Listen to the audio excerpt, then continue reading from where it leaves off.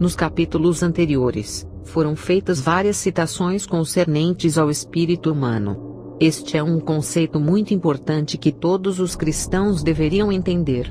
É este o poder que Elaine e muitos outros desenvolveram e usaram. Veja um dos versículos que fala sobre isso. O mesmo Deus da paz vos santifique em tudo, e o vosso espírito, alma e corpo sejam conservados íntegros e irrepreensíveis na vinda de nosso Senhor Jesus Cristo. 1 Tessalonicenses 5, 23. Paulo ensina nesse versículo que somos constituídos de 3 partes. Isto é, temos partes distintas: o corpo, a alma, o intelecto consciente, a vontade e emoções, e o espírito. Ele plenamente afirma que as 3 devem estar limpas e totalmente comprometidas ao Senhor Jesus, para que possam estar irrepreensíveis até que Ele volte. Gênesis 2, 7 diz: Então formou o Senhor Deus o homem do pó da terra, e lhe soprou nas narinas o fôlego de vida, e o homem passou a ser alma vivente. E assim foi, Adão vivo, teve consciência de si mesmo. Na essência, é a nossa alma que manifesta em nossa mente a nossa vontade e nossas emoções. Se há corpo natural, há também corpo espiritual. 1 Coríntios 15, 44. Este é um versículo que passa desapercebido. A verdade é que o nosso espírito possui um molde ou forma. Isto é, um corpo que corresponde ao nosso corpo físico. Pouquíssimos são os que têm consciência disso, a não ser os satanistas, ou os envolvidos em projeção astral. Conheço um homem em Cristo que, há 14 anos foi arrebatado até ao 3º céu, se no corpo ou fora do corpo, não sei, Deus o sabe. E sei que o tal homem, se no corpo ou fora do corpo, não sei, Deus o sabe, foi arrebatado ao paraíso e ouviu palavras inefáveis, as quais não é lícito ao homem referir. 2 Coríntios 12, 2-4. Depois destas coisas olhei, e eis não somente uma porta aberta no céu, como também a primeira voz que ouvi, como de trombeta ao falar comigo, dizendo: Sobe para aqui, e te mostrarei o que deve acontecer depois destas coisas. Imediatamente eu me achei em espírito, e eis armado no céu um trono, e no trono alguém sentado. Apocalipse 4, 1-2. Estes versículos, como tantos outros, mostram experiências que foram percebidas pelo espírito da pessoa, e que o corpo espiritual estava separado do corpo físico. Note que quando João afirma que estava em espírito, ele usa o em minúsculo, fazendo entender que estava em próprio espírito. O mesmo não acontece quando se fala de Espírito Santo. Usa-se o em maiúsculo, como pode se verificar em Apocalipse 1, 10. Achei-me em espírito, no dia do Senhor, e ouvi por detrás de mim, grande voz como de trombeta. Apocalipse 1, 10. Porque a palavra de Deus é viva e eficaz, e mais cortante do que qualquer espada de 2 gumes, e penetra até ao ponto de dividir a alma e espírito. Hebreus 4:12. Você já se perguntou, por que é necessário a divisão entre a nossa alma e o espírito? De acordo com Hebreus 4:12, pode ser feita uma separação da alma e espírito. O primeiro homem, Adão, antes da queda, podia se relacionar e ver o mundo espiritual, do mesmo modo que o físico. Como? Pelo uso do corpo espiritual. Podemos verificar isso, pela facilidade com que ele podia andar e conversar com Deus no jardim do Éden. Ele tinha a consciência tanto de seu corpo espiritual, como do seu corpo físico. A sua alma, o intelecto consciente e a vontade, controlavam ambos os corpos físico e espiritual. Entretanto, com a queda, veio a morte espiritual. Isto é, Adão e seus descendentes não mais tiveram consciência de seus corpos espirituais, e assim não puderam mais se comunicar com o Senhor. No novo nascimento, quando aceitamos a Jesus como nosso Senhor e Salvador, o nosso corpo espiritual renasce, ou é rejuvenescido. Assim, podemos ter comunhão e adorar a Deus como Adão fazia antes da queda. O fato é que é através do nosso espírito humano que comunicamos com Deus com a ajuda do Espírito Santo, e isto é claramente demonstrado no versículo abaixo. Mas vem a hora, e já chegou, quando os verdadeiros adoradores adorarão o Pai em espírito e em verdade, porque são estes que o Pai procura para seus adoradores. Deus é espírito, e importa que os seus adoradores o adorem em espírito e em verdade. João 4, 23 a 24. Note, que nesses dois versos, quando se refere a Deus como espírito, a palavra tem sua inicial I, maiúscula. Mas o espírito humano, pelo contrário, é citado com inicial minúscula. Assim, apenas um espírito pode relacionar, comunicar com o mundo espiritual, e neste caso, adorar a Deus, o Pai, que é um espírito. A Bíblia também descreve os anjos como sendo espíritos, em Salmos 104, 4. Fazes a teus anjos espíritos. Este mesmo verso é citado por Paulo em Hebreus 1:7. Um outro versículo é a fala de Paulo em Hebreus 1, 13 a 14. Ora, a qual dos anjos jamais disse: assenta-te à minha direita, até que eu ponha os teus inimigos por estrado de teus pés? Não são todos eles espíritos ministradores, enviados para serviço, a favor dos que hão de herdar a salvação? Satanás e seus demônios também são espíritos, e antes de se rebelarem, eles eram anjos no serviço de Deus. Jesus se refere a eles como anjos e espíritos. Então, o rei dirá também aos que estiverem à sua esquerda: apartai-vos de mim, malditos, para o fogo eterno, preparado para o diabo e seus anjos. Mateus 25:41. Então podemos comprovar através desses versículos e muitos outros, que não é só Deus que é espírito, mas há outros seres espirituais chamados anjos, tanto a serviço de Deus, como a serviço de Satanás. Nossos corpos espirituais são elos entre nós e o mundo espiritual, porque este não pode ser visto ou medido através de recursos físicos. Pelo Espírito Santo, somos capazes de comunicar e adorar a Deus, mas a Bíblia em Hebreus 4:12 mostra que não é a vontade dele que recuperemos controle consciente de nossos corpos espirituais, enquanto estivermos na terra sob a condição de pecadores. É por esse motivo que a espada do Espírito separa o espírito da alma. Tendo já sido efetuado o rompimento, a alma, mente, intelecto e vontade não poderá mais controlar o corpo espiritual. É também por isso que o Senhor é tão inflexível, quando diz em 1 Tessalonicenses 5:23, que o nosso espírito deve estar sob o total senhorio de Jesus Cristo, assim como nossa alma e corpo físico. Há uma passagem intrigante em Apocalipse 18, 11 a 13, referindo-se à queda da Babilônia. E sobre ela, choram e pranteiam os mercadores da terra, porque já ninguém compra a sua mercadoria, mercadoria de ouro, de prata, de pedras preciosas, de pérolas, de linho finíssimo, de púrpura, de seda, de escarlata, e toda espécie de madeira odorífera, todo gênero de objeto de marfim, toda qualidade de móvel de madeira preciosíssima, de bronze, de ferro e de mármore, e canela de cheiro, especiarias, incenso, unguento, bálsamo, vinho, azeite, flor de farinha, trigo, gado, ovelhas, e de cavalos, de carros, de escravos, e até almas humanas. Que diferença é feita entre os corpos e as almas dos homens? Há uma inteligência e um poder fenomenal nos corpos espirituais humanos, especialmente quando estão sob o controle da alma. Satanás trabalha desde a queda de Adão, para ganhar o uso destes corpos espirituais, para seus próprios propósitos malignos. Os corpos dos homens são fracos, e servem muito pouco a Satanás. O mesmo não se pode dizer dos corpos espirituais, sob o controle consciente de suas almas. O objetivo de Satanás é ensinar as pessoas a recuperar o controle consciente de seus corpos espirituais. Muitos o fazem, e quando conseguem, passam a perceber o mundo espiritual do mesmo modo que o físico.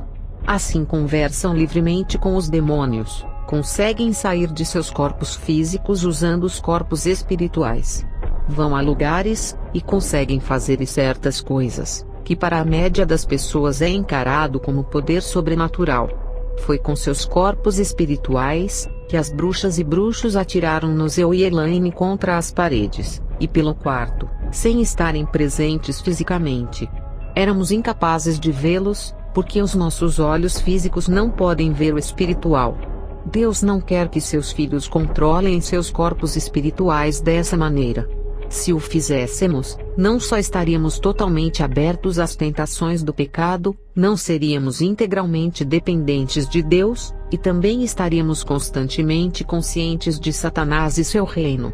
Há uma classe de demônios, que intitulam a si mesmos de demônios do poder. Ao que parece, são eles que promovem a cola. Modo de dizer, para estabelecer a ligação entre a alma e o corpo espiritual, capacitando a pessoa a controlar, conscientemente este último. A imaginação é o passo fundamental para desenvolver o elo entre a alma e o espírito. Esta é a razão por que devemos trazer todos os pensamentos cativos a Cristo. Segundo Coríntios 10, 3-5. Um bom exemplo disso pode ser encontrado nos Role-Playing Fantasy Games. Jogos de RPG, em que a imaginação funciona como elo com o mundo espiritual. Descobrimos que podemos poupar tempo e esforço, no que diz respeito à libertação de quem se envolveu com o ocultismo. Devemos dizer à pessoa, que o primeiro demônio a ser expelido, deve ser o Power Demon, demônio do poder. Se ela não deseja realmente a libertação, ou está tentando enganar-nos, ela recuará rapidamente ao constatar, que perderá por completo a habilidade de usar o corpo espiritual. Constatei que esta é uma porta frequentemente deixada aberta. E o resultado, é o sofrimento causado por Satanás e seus demônios, ao importunar constantemente a pessoa. Se a mesma quiser alívio, deverá pedir ao Senhor para remover toda e qualquer habilidade para perceber o mundo espiritual, e também, que ele divida a alma do espírito como está em Hebreus 4:12. Depois, ela só poderá perceber o mundo espiritual, quando o Senhor escolher dar-lhes essa percepção. O espírito dela estará totalmente sob o controle do senhorio de Cristo. Nós, os cristãos, devemos pedir ao Senhor que controle completamente os nossos espíritos. Muitos caem na armadilha de aprender a controlar seus próprios espíritos. Já ouvi muitos dizerem: meditei até que tivesse uma experiência espiritual, ou até que experimentei Deus. Os cristãos têm experiências no espírito, visões e revelações. Entretanto, elas são sempre experimentadas sob o controle de nosso Senhor Jesus Cristo, e nunca são do controle ou iniciativa da própria pessoa. Se um cristão for capaz de escolher quando e como ter essas experiências, devo dizer seriamente, que duvido que as mesmas venham de Deus. Na realidade, são de Satanás. Muitos cristãos pensam que precisam esvaziar suas mentes para que o Espírito possa falar através deles ou controlá-los. A Bíblia fala claramente que devemos cooperar ativamente com o Espírito Santo. Todas as vezes em que esvaziarmos nossas mentes, o Espírito que falar através de nós, não será o Espírito Santo. Inúmeros cristãos são enganados, devido à falta de conhecimento dos princípios divinos concernentes a seus espíritos. As profecias que são entregues pelos que esvaziam suas mentes, pensando que isto dá o controle ao Espírito Santo, são profecias demoníacas. Muitos são os cristãos enganados a esse respeito. Pensam que pelo fato de um certo profeta falar sobre coisas que somente Deus sabe em suas vidas, a profecia deverá ser aceita. Entretanto, se esquecem de que Satanás também sabe de todos os detalhes de nossas vidas. As únicas coisas que não sabe são os pensamentos e intenções do nosso coração. Atualmente na América, está crescendo um ensino entre os cristãos que considero prejudicial. É o seguinte: nosso homem emocional deveria ser colocado sob a autoridade de nosso homem espiritual, que já sendo habitado pelo Espírito Santo, não tem pecado. Este conceito está errado por dois motivos. Primeiro, o único modo em que a alma pode ser colocada sob a autoridade do Espírito, é através do contato consciente entre ambos, e isto não passa de feitiçaria. 1 Pedro 1:22 diz: tendo purificado as vossas almas, pela vossa obediência à verdade, através do Espírito, tendo em vista o amor fraternal não fingido. Verifique que neste versículo, a palavra Espírito inicia-se com letra maiúscula, referindo-se ao Espírito Santo. As nossas almas são purificadas pela sujeição e obediência ao Espírito Santo, e não aos nossos próprios espíritos. O segundo motivo é que 1 Tessalonicenses 5:23 mostra nitidamente que nossos espíritos estão vulneráveis ao pecado, porque Jesus deve mantê-los irrepreensíveis até a sua volta. Este manter é contínuo. Verifique novamente o versículo. O mesmo Deus de paz vos santifique em tudo, e o vosso espírito, alma e corpo sejam conservados íntegros e irrepreensíveis na vinda de nosso Senhor Jesus Cristo. Também, 1 João 1:8-9, não está de acordo com esse ensinamento. Se dissermos que não temos pecado nenhum, a nós mesmos nos enganamos, e a verdade não está em nós. Se confessarmos os nossos pecados, Ele é fiel e justo para nos perdoar os pecados e nos purificar de toda injustiça. Neste versículo, Deus não isenta os nossos espíritos da vulnerabilidade de cair no pecado. O propósito da separação de nosso espírito da nossa alma é guardá-lo da influência dos desejos naturais do nosso eu, que reside em nossa alma. Se um cristão caminha em submissão a Deus, ele não fará de si mesmo coisa alguma. Ao contrário, ele esperará sossegadamente que a voz do Espírito Santo seja ouvida em seu espírito, e só depois agirá em concordância com as direções dadas pelo Espírito Santo. Já o cristão que está em contato consciente com o seu próprio espírito, não esperará em submissão que o Espírito Santo fale com ele. Assim, ele tomará a iniciativa, e a voz que ouvir não será do Espírito Santo. Existe uma outra área concernente a nosso espírito, mas que não é ensinada nas igrejas, e que causa tremendo impacto sobre as pessoas. É o fato de que Satanás, sempre que tiver uma chance, usará o corpo espiritual de uma pessoa sem o conhecimento consciente da mesma. Todo aquele que odeia seu irmão é assassino. 1 João 3,15. Antes de entender sobre o corpo espiritual, eu ficava intrigada acerca deste versículo. Como poderia alguém ser assassino através de uma emoção, no caso o ódio? Se ele não pudesse fisicamente trazer a morte para aquele que odeia. O ódio é um pecado consciente, e dá a Satanás o terreno legal em nossas vidas, quando permitimos que o pecado habite em nossos corações. Se você odeia alguém, Satanás pode vir e usar o seu corpo espiritual para atacar a pessoa que você odeia. Tais ataques podem provocar diversos tipos de doenças, acidentes, problemas emocionais, e inclusive a morte física. Entretanto, a pessoa que você odeia, quase sempre não sabe que Satanás está usando seu corpo espiritual, e nem mesmo a pessoa que é odiada sabe, ou tem qualquer ideia, de onde estão sendo originados os seus problemas. É por isso que devemos ser extremamente cuidadosos em pedir a Jesus que limpe e mantenha puro essas três partes: corpo, alma e espírito. Pelo mesmo motivo, é que o Senhor Jesus inúmeras vezes ordenou-nos a perdoar uns aos outros.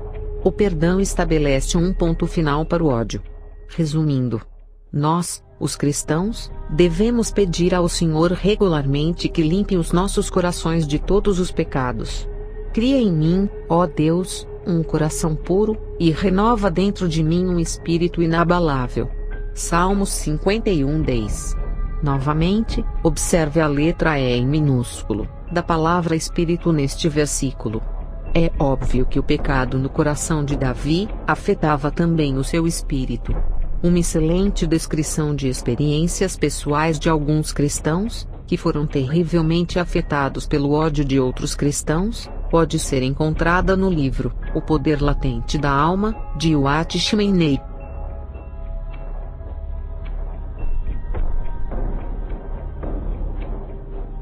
Você está disposto a ficar na brecha por alguém? Busquei entre eles um homem que tapasse o muro, e se colocasse na brecha perante mim a favor desta terra, para que eu não a destruísse, mas a ninguém achei. Por isso eu derramei sobre eles a minha indignação. Com o fogo do meu furor os consumi. Fiz cair-lhes sobre a cabeça o castigo do seu procedimento, diz o Senhor Deus. Ezequiel 22, 30-31. O estar na brecha pode ser feito de maneiras diferentes. Frequentemente, se fará necessário pedir ao Senhor para deixar você na brecha em favor de uma determinada pessoa, a fim de que a mesma tenha a oportunidade de ouvir o Evangelho, livre da interferência demoníaca. Leia de novo 2 Coríntios 4, 3-4. Mas, se o nosso Evangelho ainda está encoberto, é para os que se perdem que está encoberto, nos quais o Deus deste século cegou os entendimentos dos incrédulos, para que não lhes resplandeça a luz do Evangelho da glória de Cristo, o qual é a imagem de Deus. Em Ezequiel 22, 30-32, Deus estava à procura de alguém que se prontificasse a ficar na brecha, e lutar contra Satanás e seus demônios que estavam cegando as pessoas, para que as mesmas não pudessem ver a necessidade de um Salvador. Já que o Senhor não conseguia achar uma pessoa, ele decidiu que teria de derramar da sua ira e punição sobre elas por causa de seus pecados. Agora, quem fica na brecha por todos os pecadores é Jesus Cristo. Foi esse o motivo por que ele veio à terra. Sofreu a punição em nosso lugar, e morreu por nós. Contudo, esse foi o exemplo deixado por ele a nós. Não podemos pagar o preço pelos nossos pecados, e pelos de mais ninguém. Mas podemos lutar pelos outros, e é neste sentido que acredito que podemos ficar na brecha por eles. Os guerreiros cristãos devem estar dispostos a estar na brecha e lutar no campo espiritual para quebrar as forças demoníacas que cegam os incrédulos. Paulo fala claramente sobre isso em Efésios 6:12. Porque a nossa luta não é contra o sangue e a carne, e sim contra os principados e potestades, contra os dominadores deste mundo tenebroso, contra as forças espirituais do mal, nas regiões celestes. Frequentemente, fazemos a oração que se segue: Senhor, por favor, deixe-me ficar na brecha e lutar por ele, para que seus olhos sejam abertos, e que ele fique livre da escravidão demoníaca, e ele passe a ver a necessidade que tem de Jesus. Ainda, o Senhor nos mostrou uma outra maneira de ficar na brecha. Leia os versículos que se seguem. Porventura não é este o jejum que escolhi, que soltes as ligaduras da impiedade, desfaças as ataduras da servidão, deixes livres os oprimidos e despedaces todo o jugo. Isaías 58:6. Levai as cargas uns dos outros, e assim cumprireis a lei de Cristo. Gálatas 6:2. Ninguém tem maior amor do que este, de dar a alguém a própria vida em favor dos seus amigos. João 15:13. Os versículos anteriores mostram nitidamente que o Senhor espera que ajudemos a levar as cargas e feridas de nossos irmãos e irmãs, e que também lutemos o quanto se fizer necessário para libertá-los da opressão. E a única maneira de fazer isso é estar na brecha. No que diz respeito a seu pastor e ministro, estaria você disposto a se colocar na brecha por eles?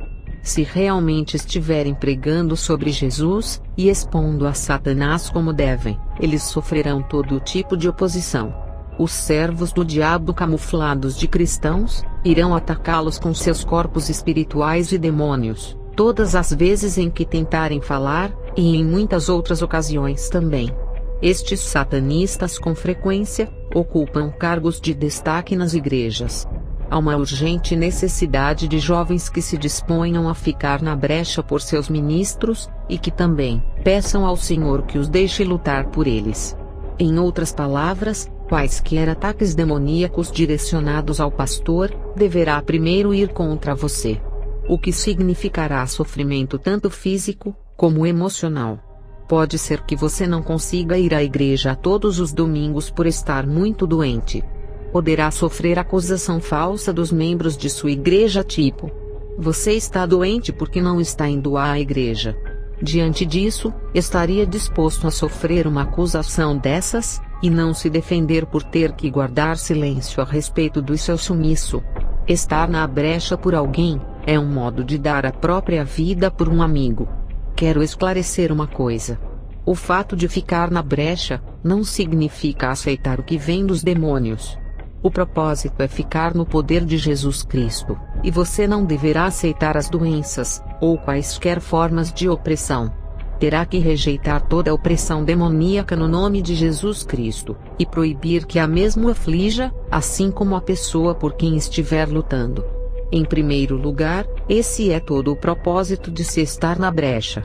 Você não poderá colocar a si mesmo na brecha, somente o Senhor poderá fazê-lo, porque Ele é quem controla seu corpo espiritual.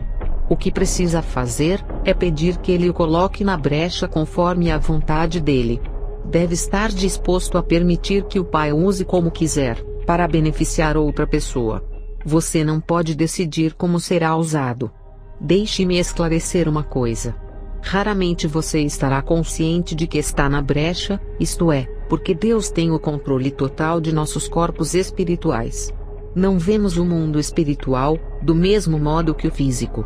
Somente em ocasiões especiais, o Senhor permite-nos ver o mundo espiritual, e isso em um curto lampejo de tempo. Só irá saber que está na brecha, somente quando o Senhor revelá-lo a você, ou quando Ele confirmar que os problemas em seu corpo físico, é o resultado de seu corpo espiritual que está na brecha. Você já passou por um período de intensa oração intercessória, em que se sentiu extremamente exausto depois. Isso acontece, porque enquanto estava orando com o corpo físico e a mente, Deus levou o seu corpo espiritual, e o colocou em combate com as forças demoníacas, contra as quais você estava orando. A fadiga que é sentida, é o reflexo do estresse, experimentado pelo corpo espiritual. As feridas infligidas a seu corpo espiritual com frequência, manifestam-se através de vários sintomas em seu corpo físico. Constatei que nossos corpos físicos, tendo sido alterados pelo ataque do pecado, só podem lutar conscientemente no mundo espiritual por apenas curtos períodos de tempo, sem se tornarem excessivamente enfraquecidos. As bruxas e os bruxos envelhecem muito rapidamente. Pagam caro nos corpos físicos pelas frequentes interações com o mundo espiritual. Na Bíblia, encontram-se inúmeras passagens que confirmam tudo isso. Algumas estão no livro de Daniel. A propósito, no capítulo 8 de Daniel, ele nos conta a visão que teve do mundo espiritual, e de sua fala com o anjo Gabriel.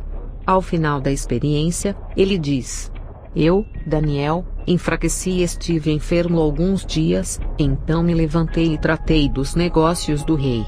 Espantava-me com a visão, e não havia quem a entendesse. Daniel 8:27. Veja também o capítulo 10. E só eu, Daniel, tive aquela visão. Os homens que estavam comigo não a viram, contudo caiu sobre eles um grande temor, e fugiram, escondendo-se. Fiquei pois eu só, a contemplar esta grande visão, e não ficou força em mim, transmudou-se o meu semblante em corrupção, e não tive força alguma.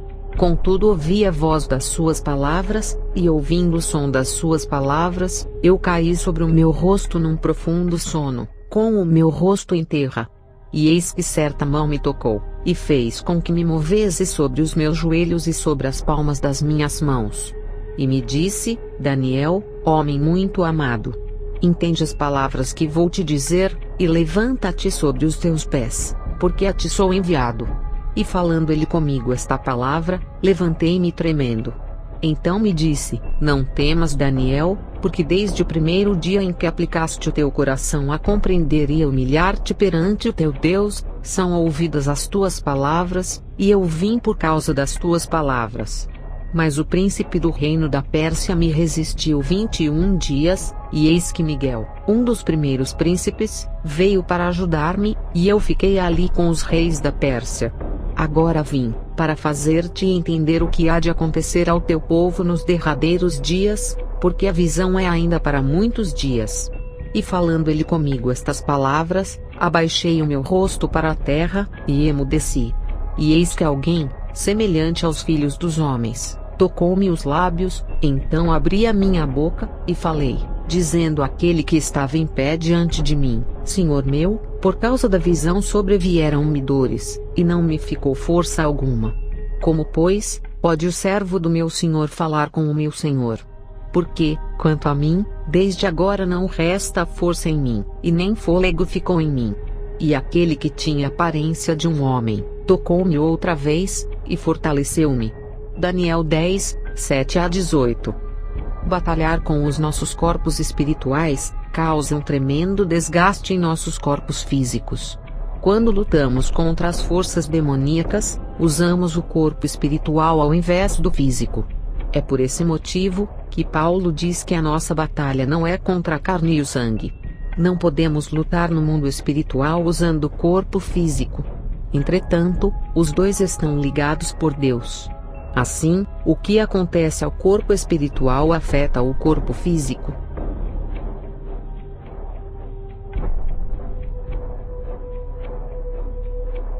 Mencionamos no item anterior a batalha que nossos corpos espirituais enfrentam no mundo espiritual.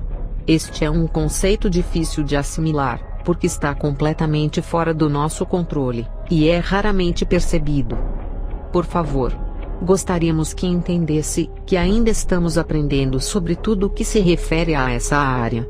Nas Escrituras, existem coisas profundas a este respeito, e ainda estamos pesquisando e pedindo a Deus esclarecimentos. Não nos consideramos expert. Somente estamos seguindo a ordem de nosso mestre, e dividindo neste livro o que aprendemos até agora. Uma vez que você entenda que o seu espírito é vivo, e é uma parte ativa que pode andar, conversar, cantar, pensar, orar, louvar ao Senhor, e lutar no mundo espiritual, muitas passagens confusas na Bíblia passam a ser melhor compreendidas. A propósito, tendo em mente que uma boa parte do dia, empenhamos os nossos esforços físicos e mentais aos negócios, cuidados com a família, a luta pela sobrevivência, e etc. Como podemos interpretar os versículos a seguir? Outra razão ainda temos nós para incessantemente dar graças a Deus. 1 Tessalonicenses 2:13. Orai sem cessar. 1 Tessalonicenses 5:17. Nossas mentes não podem simplesmente orar, ou dar graças a Deus às 24 horas do dia, entretanto, o nosso espírito pode fazê-lo. Vivam no Espírito segundo Deus. 1 Pedro 4:6. Novamente, observe a palavra espírito escrita com letra minúscula, indicando tratar-se do espírito humano. Como poderíamos viver dessa maneira no espírito? Pela total entrega do nosso espírito a Deus, para que Ele use como bem entender. Nossos corpos espirituais podem se mover, pensar e conversar do mesmo modo que nossos corpos físicos. Entretanto, o caráter e a maneira de pensar deles são formados a partir de nossas almas e corpos físicos. Por exemplo, se você não lê e nem medita nas Escrituras, o seu corpo espiritual, mesmo estando sintonizado com o Espírito Santo, não terá também assimilado a palavra de Deus. Várias são as vezes em que Paulo fala que a nossa luta não é contra a carne e o sangue, mas contra os espíritos. Assim, desde que os nossos corpos físicos não possam lutar no mundo espiritual, a tarefa fica a cargo dos corpos espirituais. É por esta razão que se torna muito importante pedir a Deus diariamente, para colocar em nós a sua armadura. Sendo a batalha contínua e sem tréguas, se não estivermos revestidos da armadura de Deus, os nossos corpos espirituais receberão terríveis feridas dos dardos inflamados. Efésios 6. Não podemos colocar os nossos espíritos na batalha espiritual, porque os mesmos estão sob o controle do nosso Mestre Jesus. Simplesmente, devemos dizer ao Senhor que estamos dispostos a sermos usados da forma que Ele escolher. Frequentemente, peço ao Pai que me permita estar na brecha e lutar por uma determinada pessoa, mas a decisão final é dele. Logo você aprenderá a reconhecer que a fadiga, a dor, a depressão, ou outras doenças em seu corpo físico, são indícios de que a batalha que seu corpo espiritual está enfrentando é tremenda. É difícil, e ao mesmo tempo estranho aceitar, o conceito de que os nossos espíritos podem ficar separados geograficamente de nossos corpos. Entretanto, há um versículo fascinante em que Paulo descreve uma circunstância semelhante, em 1 Coríntios 5, 1-4. Geralmente se ouve que há entre vós imoralidade, e imoralidade tal, como nem mesmo entre os gentios, isto é, haver quem se atreva a possuir a mulher do seu próprio pai. E, contudo, andais vós ensoberbecidos, e não chegastes a lamentar, para que fosse tirado do vosso meio quem tamanho ultraje praticou. Eu, na verdade, ainda que ausente em pessoa, mas presente em espírito, já sentenciei, como se estivesse presente, que o autor de tal infâmia seja, em nome do Senhor Jesus, reunidos vós e o meu espírito, com o poder de Jesus nosso Senhor. Aqui, Paulo usa a letra E em minúsculo, indicando tratar-se de seu próprio espírito, e não do Espírito Santo. E o mais importante, é ressaltar o fato de que seu espírito só podia estar presente em Corinto, apenas pelo poder de nosso Senhor Jesus Cristo. Significa que o espírito de Paulo estava completamente sob o controle do Senhor, e não de sua alma. Normalmente, o espírito humano reside no corpo físico, porém, existem versículos que mostram que o corpo físico humano continua vivo, mesmo quando o espírito está separado dele. O mesmo não pode ser dito a respeito da alma, que uma vez que ela deixa o corpo físico, este morre. É por isso que toda vez que a Bíblia se refere à morte física, ela também se refere à alma. Contudo, há um esgotamento peculiar no corpo físico, quando o espírito não está nele. Tenho estado através dos anos, envolvida neste ministério. E o Senhor mostrou-me que o esgotamento em nossos corpos físicos cria uma aguda perda de proteínas. Se não tivermos todo o cuidado de elevar o consumo de proteínas de alta qualidade durante os períodos de intensa batalha espiritual, ficaremos consideravelmente fracos. A Bíblia tem muito o que dizer a respeito. Desde que Deus, através de sua aliança com Noé, ordenara-lhe a comer carne, Satanás e seus demônios tentam fazer com que as pessoas deixem de comê-la. É interessante notar que hoje em dia, os hindus e muitas outras religiões orientais, sendo que todas são formas de adoração demoníaca, acreditam que os poderes de um médium, ou de um adepto, dependem da presença em seus corpos de um fluido sutil, chamado akasa. Este, de curta duração, e sem o qual os demônios são incapazes de agir, deve ser restaurado apenas por uma dieta vegetariana e pela castidade. Se pararmos para pensar um minuto, poderemos constatar que a gota d'água, por assim dizer, que trouxe o juízo de Deus no dilúvio, foram as relações sexuais entre os demônios e os humanos. Gênesis capítulo 6. Não acredito que tenha sido coincidência a ordem de Deus a Noé, para que o mesmo começasse a comer carne depois do dilúvio, sabendo muito bem da batalha que ele e sua descendência enfrentariam, para impedir os demônios de controlá-los.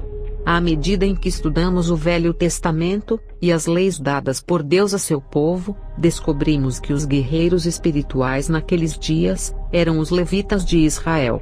A dieta deles era baseada no consumo de carne bovina, e carne de cordeiro. Se a carne é tão prejudicial, porque Abraão a preparou para o próprio Deus, quando este foi visitá-lo, era óbvio que ele prepararia o melhor que tivesse. Veja Gênesis 18, 1-7.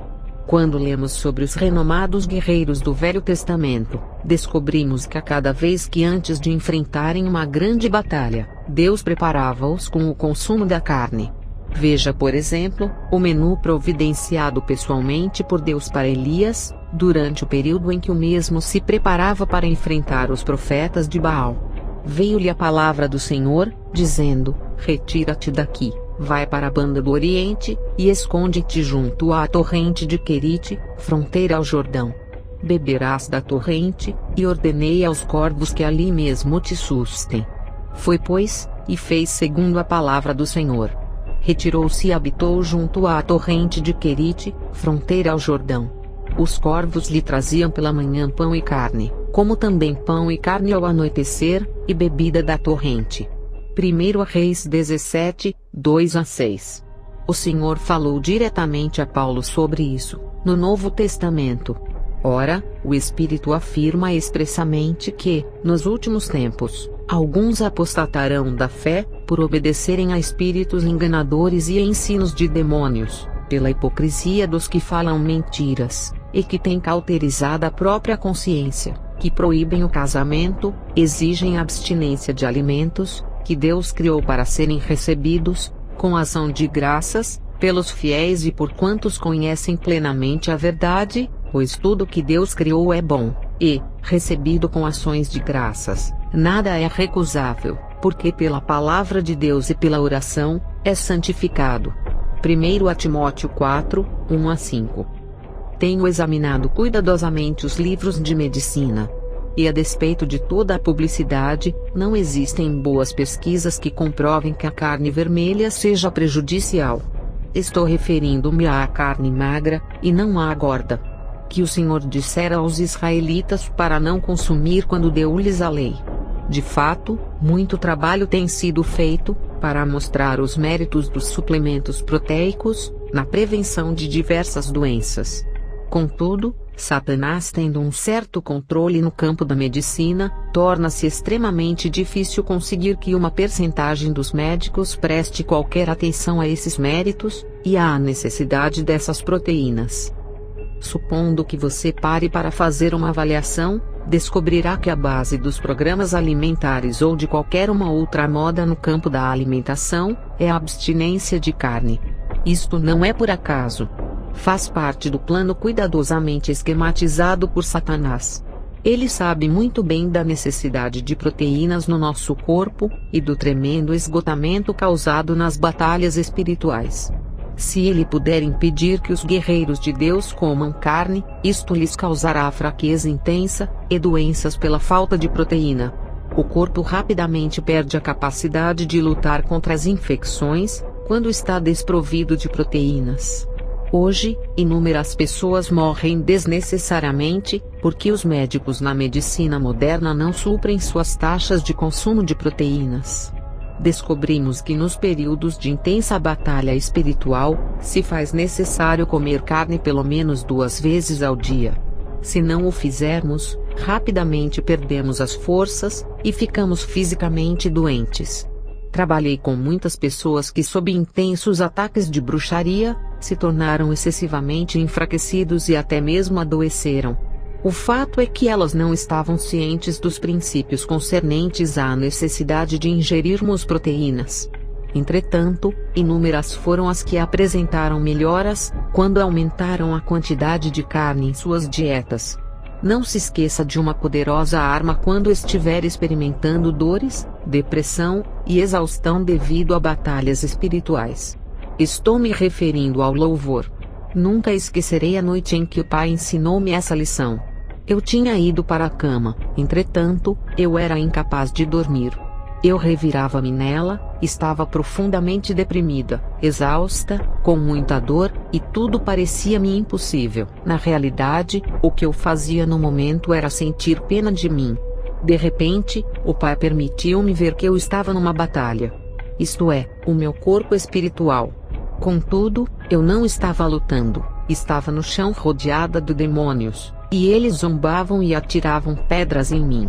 Eu não me importava, estava tão cansada, que esperava que eles me matassem.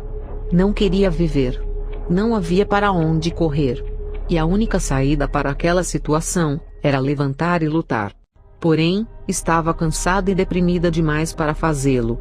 Não sei se Elaine sabia o que estava acontecendo, mas estou certa de que foi em obediência ao Pai que ela entrou no quarto no exato momento, e colocou uma de nossas fitas de música cristã.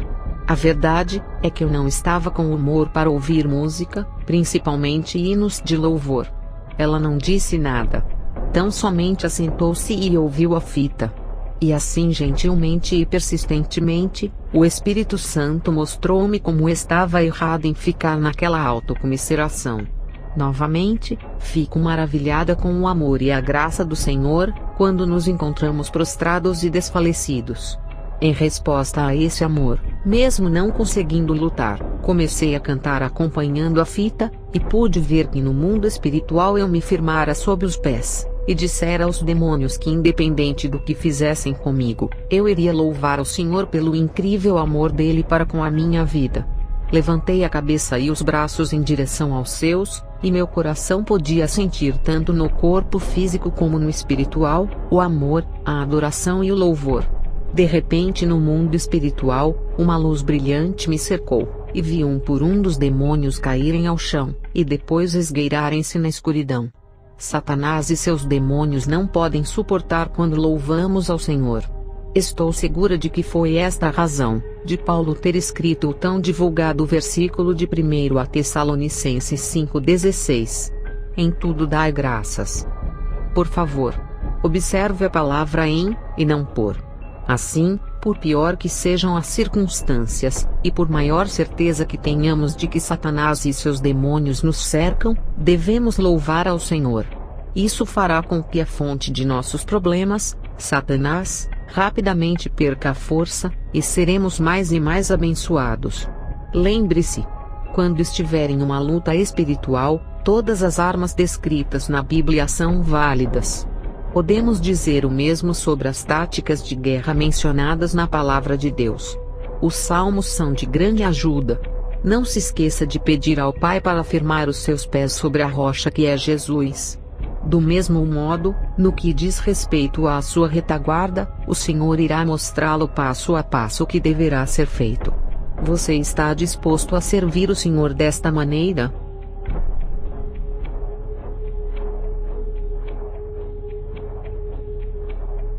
A pergunta que muitos me fazem é: por que devemos lutar? São muitos os cristãos que hoje vivem no extremo conforto, e é claro que não querem ver esse conforto perturbado. Dizem: por que devemos lutar? Cristo não teve a completa vitória na cruz por nós? Então, por que deveriam os cristãos pensarem em se tornar soldados e guerreiros? Tudo o que devemos fazer é reivindicar a vitória que Jesus venceu. É este o assunto que desejo tratar aqui. Vejamos primeiro o que o próprio Jesus falou sobre esse assunto quando estava na terra. Particularmente, não penso que haja fonte melhor. Não penseis que vim trazer paz à terra, não vim trazer paz, mas espada. Pois vim causar divisão entre o homem e seu pai, entre a filha e sua mãe e entre a nora e sua sogra. Assim os inimigos do homem serão os da sua própria casa. Quem ama seu pai ou sua mãe mais do que a mim não é digno de mim. Quem ama seu filho ou sua filha mais do que a mim não é digno de mim. E quem não toma a sua cruz, e vem após mim, não é digno de mim. Quem achar a sua vida, perdê-la-á. Quem todavia perde a vida por minha causa, achá-la-á. Mateus 10, 34 a 39. Reflita sobre o verso 34. Não penseis que vim trazer paz à terra, não vim trazer paz, mas espada. Isto contraria diretamente o evangelho de paz e amor que está sendo largamente difundido, quando no verso 39 Jesus disse: quem achar a sua vida, perdê-la-á. E quem todavia perde a vida por minha causa, achá-la-á. O cristianismo envolve violência, se o praticarmos da maneira que Deus quer. A perda de nossas vidas não significa coexistência pacífica com o mundo. Eis que vos envio como ovelhas ao meio de lobos. Portanto, sede prudentes como as serpentes e inofensivos como as pombas. Acautelai-vos, porém, dos homens, porque eles vos entregarão aos sinédrios, e vos açoitarão nas suas sinagogas. E sereis até conduzidos à presença dos governadores e dos reis por causa de mim, para lhes servir de testemunho a eles, e aos gentios. Mas quando vos entregarem, não vos dê cuidado como, ou o que haveis de falar, porque naquela mesma hora vos será ministrado o que haveis de dizer. Porque não sois vós quem falará, mas o Espírito de vosso Pai é que fala em vós. E o irmão entregará à morte o irmão, e o pai o filho, e os filhos se levantarão contra os pais, e os matarão. E odiados de todos sereis por causa do meu nome, mas aquele que perseverar até ao fim, esse será salvo. Quando pois vos perseguirem nesta cidade, fugi para outra, porque em verdade vos digo, que não acabareis de percorrer as cidades de Israel sem que venha o Filho do Homem. Não é o discípulo mais do que o mestre, nem o servo mais do que o seu senhor. Mateus 10, 16 a 24. Devemos permanecer até o fim. Jesus certamente não nos promete uma corrida fácil como muitos pensam. Porque não temos que lutar contra a carne e o sangue, mas sim, contra os principados, contra as potestades, contra os príncipes das trevas deste século, contra as hostes espirituais da maldade, nos lugares celestiais. Efésios 6:12. Neste versículo, Paulo enfatiza que a nossa luta é no mundo espiritual. Em Mateus 10, 16 a 24, Jesus fala do mundo físico e das perseguições físicas. Paulo aqui em Efésios, enfatiza o mundo espiritual. Os dois estão ligados. Entretanto, em nossos dias em nosso país, a perseguição não se faz intensa em muitas áreas. Mas não tenho dúvidas de que ela virá em breve. Enquanto isso, a nossa batalha se dá no campo espiritual. Tu, pois, sofre as aflições como bom soldado de Jesus Cristo. Ninguém que milita se embaraça com negócios desta vida, a fim de agradar aquele que o alistou para a guerra. Segundo a Timóteo 2, 3 a 4. Amados, procurando eu escrever-vos com toda a diligência acerca da salvação comum, tive por necessidade escrever-vos, e exortar-vos a batalhar pela fé que uma vez foi dada aos santos. Judas 1, 3. Por que devemos lutar? A resposta óbvia é: porque Deus assim o quer. Muitos perguntam: por que Deus quer que lutemos quando Ele já lutou por nós? Naturalmente que eu mesma também me faço essa pergunta. Por quem tenho sofrido e perdido tanto por estar nesta batalha? Seria isso necessário? Quero a seguir compartilhar a resposta que me foi dada pelo Senhor a essa pergunta. A razão básica é porque fiz um compromisso. Você compreende que infelizmente, quando o Evangelho é pregado em nossos dias, o que se ouve é: Jesus morreu pelos seus pecados, peça-o para perdoá-los e tudo será maravilhoso. Nada é dito que para ter seus pecados perdoados, você terá que se comprometer com Ele. Durante muitos anos, tem sido pregado que a salvação é a única saída. Jesus faz tudo, e você não precisa fazer nada. Isto não é verdade. Não foi o que Jesus disse. As palavras dele foram que se você não tomar a sua cruz, negar a si mesmo, e quem sabe, até mesmo morrer por causa da fé nele, você não será digno dele.